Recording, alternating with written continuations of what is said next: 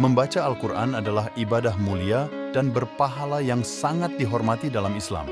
Tetapi, dalam beberapa situasi, dalam membacanya ada yang dilarang atau dihindari.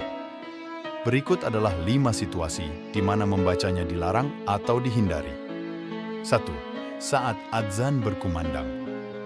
Berdasarkan hadis yang diriwayatkan oleh Abu Hurairah, Rasulullah SAW bersabda, "Apabila kamu mendengar adzan, maka katakanlah seperti yang dikatakan oleh muadzin."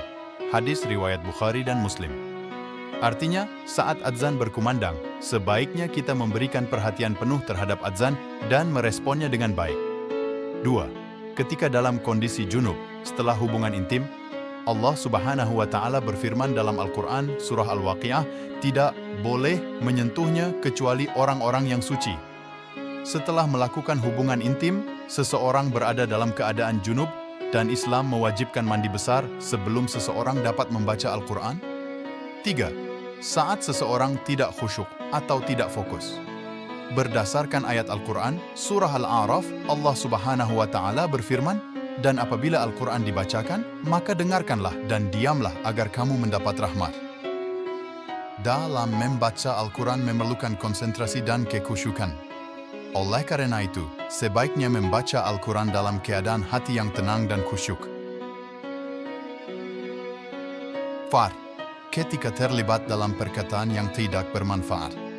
Sebagaimana firman Allah Subhanahu wa Ta'ala dalam Al-Quran Surah Al-Mujadilah, "Hai orang-orang yang beriman, apabila dikatakan kepadamu, berilah jalan pada pertemuan yang lebih baik, maka berilah jalan kepada yang lebih baik di antara kamu, atau kembalilah kamu seperti yang dikehendaki Allah."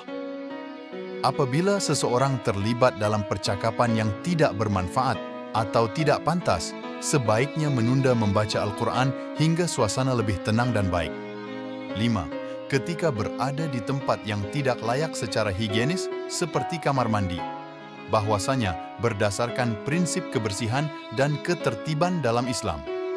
Meskipun tidak ada ayat atau hadis yang secara spesifik melarang membaca Al-Quran di kamar mandi, prinsip kebersihan dan rasa hormat terhadap Al-Quran menunjukkan bahwa sebaiknya Al-Quran tidak dibaca di tempat yang kotor atau tidak bersih. Penting untuk diingat bahwa larangan atau anjuran tersebut didasarkan pada nilai-nilai Islam tentang kehormatan, kebersihan, dan khusyuk. Selalu diutamakan untuk menjalankan ibadah dengan penuh kesadaran dan rasa hormat terhadap Al-Quran. Wallahu a'lam.